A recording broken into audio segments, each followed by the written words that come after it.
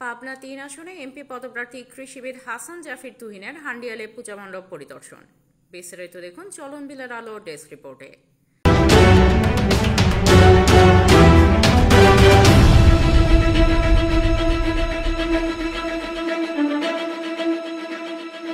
পাবনা ৩, চাটমোহর, ভাঙ্গুড়া ও ফরিদপুর আসনে এমপি পদপ্রার্থী বিএনপির প্রাথমিক মনোনয়নপ্রাপ্ত কৃষিবিদ হাসান জাফির তুহিন হান্ডিয়ালে বিভিন্ন পূজা মণ্ডপ পরিদর্শন করেছেন।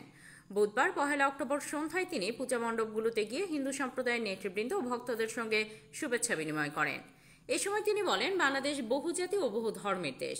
এখানে সকল মানুষ সমান অধিকার নিয়ে শান্তিপূর্ণভাবে বসবাস করছে। পূজা উৎসবকে ঘিরে কেউ যেন কোনো ধরনের নিরাপত্তাহীনতায় না ভোগে সে বিষয়ে প্রশাসন সহ সবাইকে সজাগ থাকতে হবে। তিনি পূজা উদযাপন পরিষদের নেতৃবৃন্দ স্থানীয়দের পাশে থাকার আশ্বাস দেন এবং সম্প্রীতির বন্ধন অটুট রাখার আহ্বান জানান। পরিদর্শনকালে তার সঙ্গে উপস্থিত ছিলেন ঢাকা দক্ষিণ মহানগর বিএনপির নেতা অ্যাডভোকেট আরিফা সুলতানা রুমা, চাটমোহর উপজেলা বিএনপি সাংগঠনিক সম্পাদক অধ্যক্ষ আব্দুর রহিম কালু, হান্ডিয়াল ইউনিয়ন বিএনপির সাবেক সভাপতি মোহাম্মদ আবু হানিফ, সাবেক সাধারণ সম্পাদক মোহাম্মদ সহিরুদ্দিন স্বপন সহ স্থানীয় বিএনপি ও অঙ্গ সংগঠনের নেতাকর্মীরা। আপনাদের ধর্মীয় সবচেয়ে বড় পূজা শারদীয় দুর্গা পূজায় আমার পক্ষ থেকে, আমার দলের পক্ষ থেকে আপনাদেরকে অনেক অনেক শুভেচ্ছা। প্রিয় ভাই বোনেরা, আমরা পূজা শুরুর আগে কয়েকদিন আগে চাটমোহরে 52টি পূজা মণ্ডপ রয়েছে। প্রশাসনের সাথে আমরা আলাপ করেছি, তারাও আপনাদেরকে নিরাপত্তার জন্য কাজ করছে।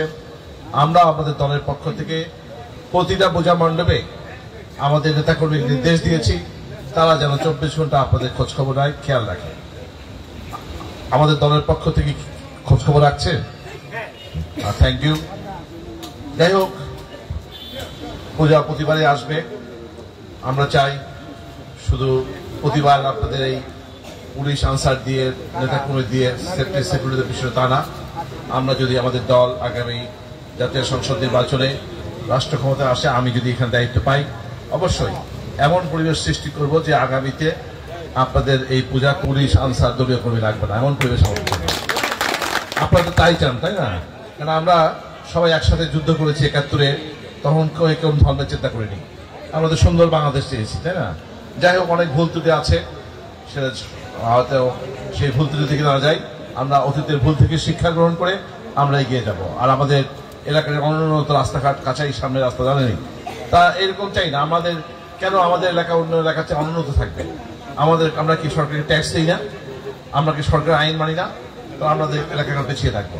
আমি অবশ্যই দায়িত্ব পেলে অতি দ্রুত সময়ের মধ্যে এই অনুন্নত এলাকাকে আমরা উন্নত, সমৃদ্ধ এবং বাংলাদেশের মধ্যে একটি এমন এলাকা গড়ে তুলবো যেন এই এলাকা দেখে সবাই জেলাস ফিল করে, এলাকা দেখে সবাই এখানে যারা আসতে চায় না তারা আসার জন্য উদ্গ্রীব হয়ে থাকে, সেরকম একটি ব্যবস্থা করে দেওয়ার চেষ্টা করবো। আর আগামী জাতীয় সংসদ নির্বাচনে আপনারা জানেন, আমাদেরকে সমর্থন দিলে আমরা আপনাদের কাজ করব। আমাদের দল এমন একটি দল, কোনো সময় আমাদের দলের সময় বড় ধরনের কোনো সাম্প্রদায়িক কোনো ঘটনা ঘটেনি। সুতরাং আপনাদের দলের সবার আমাদের প্রতি খেয়াল রাখার জন্য আমরা আপনাদের খেয়াল রাখবো। আমরা অবশ্যই সবাই মিলেমিশে আর সুন্দর একটি বাংলাদেশ গড়ে তুলব। সেক্ষেত্রে সবার আন্তরিক প্রচেষ্টা কামনা করে